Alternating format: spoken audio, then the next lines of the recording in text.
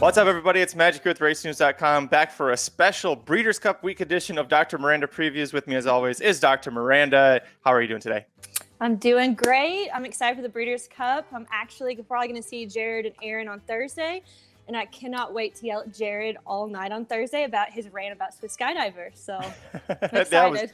It was a pretty epic. If you missed it, you can check the video replay or the podcast replay. Blinkers off 465.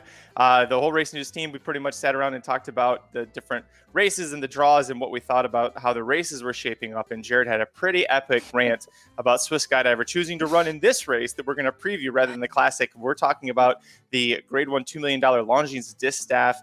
This has been your best division all year long since we started doing this. So I know you want to start off by talking about some horses you don't like, so take it away. All right, so yep, I just want to cross out 5, like half of the field right off the bat. So the first 3 that I'm crossing out is number 1, 2, and 3. Starting out with number 1, Cece. I mean, this girl was unstoppable at the beginning of 2020. She won the Beholder, she won the Apple Blossom, but since then, she's kind of just flattened out. Not to mention the distance is a big question for me. She's never ran this far, and especially if she's flattening out at 7 furlongs, why would she do any better at this distance is all I'm saying. The second one that I'm crossing out is Harvest Moon. Yes, this horse just won. She's probably in her best form, but I think she's getting thrown to the wolves in this race. She's never faced someone with this big a class. She's won her last 4, but they're all against okay fields in California. The third one, Dunbar Road, like Cece, started off great in 2020, but her last race, she lost by 5.5 lengths to another horse in this field, so that's why I'm crossing her off. The next one is number 6, Lady Kate.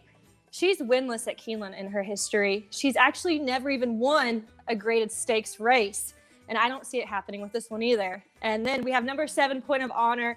This horse is also winless in 2020.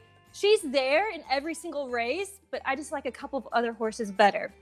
So now that we've crossed it off, we have half the field left. We're going to go with my top picks. It pains me to say this, but I'm going to go with Monomoy Girl, the favorite. There's just no way that I can go against this horse at all. She's crossed the wire first 10 out of her last 10 races. She's just one of a kind. She's the OG. And if you watch her races, it looks like she's not even trying that hard. She's running for fun. She's just staying with the horses. And then she's like, oh, just kidding. I'm going to win the race. And I was also told, because I have a couple friends that work out at Churchill Downs, that when she was training with She Dares the Devil this summer, she was just out there playing for fun with her. While She Dares the Devil was running her eyeballs out, she was just out there having fun. And if you watch the last race, I think this is still hilarious. When they're coming around the last turn with Florent Giroux, he's looking over his shoulder to see if anybody's even coming close to her. And it was just laugh. Like at that time, I'm like, this is stupid. So that's why I have to go with her. This is probably her last race we're ever going to see her run. She's going to the sales. It's really sad, but I think she's going to go out on top. So that brings me to Swiss Skydiver. I love this horse. Anybody that has ever watched any of these things, I always pick her. I had her in the Preakness. She's all heart, but I just can't pick her here. This is her 10th start in 2020 at 9 different tracks. Not to mention, she just beat the boys. She ran a 105, so why would I not pick her? The problem is, I think that just something's a little bit off with this race. The reason that he's going here instead of the Classic makes me think that maybe she's not in her best form. Like I said, I do have a couple of friends at Churchill Downs. They've been watching her, and she seems to be not in her best form. She's like not keeping the weight on like she was at Preakness. That's what Kitty McPeak always talked about. She has her head in the barrel every single time. But the fact that she's not as built as she was at Preakness, maybe she's tired. Maybe she needs a little bit of a break. I mean, she's been running her eyeballs out. And the other thing that makes me question about this race is it's going to be a fast pace. And if she gets in a speed duel right off the bat, I have a feeling she may fade back and another horse may come up from behind. Because, I mean, if you watch the Oaks, you had Gamine freaking setting the pace. But then what happened is Gamine started to fall back, and so did Swiss Skydiver, and that's when She Dares the Devil won. So underneath, the horse that I'm going to pick next is actually Ollie's Candy. I like this horse a lot. I've been following her all summer in all these races, but she always shows up. She may not win, but she always shows up. If you watch her in the stretch, she grinds it out, she switches lead, and she just battles till the very end. She may lose by a neck, she may lose by a head, but she's always there. She's also the only other 5-year-old in this race, so she has the talent, she has the experience. So I'm going to expect her to stalk the pace, and about the 1/8 pole, she's just going to go. Now, the last two that I like underneath, that is Valiance and Horologist. Those are really hard to say. Valiance, Horologist. Valiance just won the Spinster Stakes, and Horologist just won a G2 at Belmont.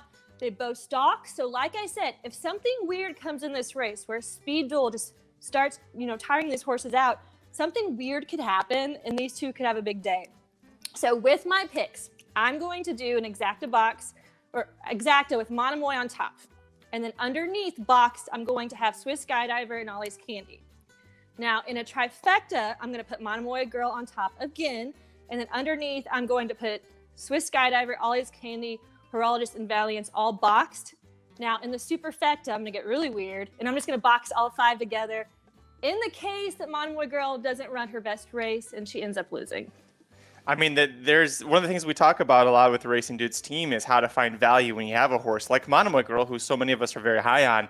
At 8-5, it's kind of hard to make money, but one thing that you have done consistently well this year on this show is you take those favorites and you find ways to make money around them. And I think using a horse like Ollie's Candy, like Valiance, who has a proven record over this track and distance, Swiss Skydiver, who's classy, you're finding ways to try and make money here, and you got that little superfecta saver just in case something wacky happens. So, Dr. Miranda, but before I let you go, I got to get your classic pick. Who are you playing on top to win the classic? I like Tom's the Tot. That's who I'm going with. Perfect. Hey, listen, that's my top pick, and I will say you're not alone in the Racing News team. More than 2 of us like Tom Zaytot to win the classic. But hey, thank you so much for joining Dr. Miranda and I for these weekly previews. Hope you've had a great time with it this summer. We'll be back again after the Breeders' Cup. Good luck this weekend, Dr. Miranda. Tell people where they can find you on Twitter. At Miranda Bungie. Perfect. Good luck at the Breeders' Cup. Make sure you get that inside track wagering guide to the Breeders' Cup over at racenews.com. We'll see you next time.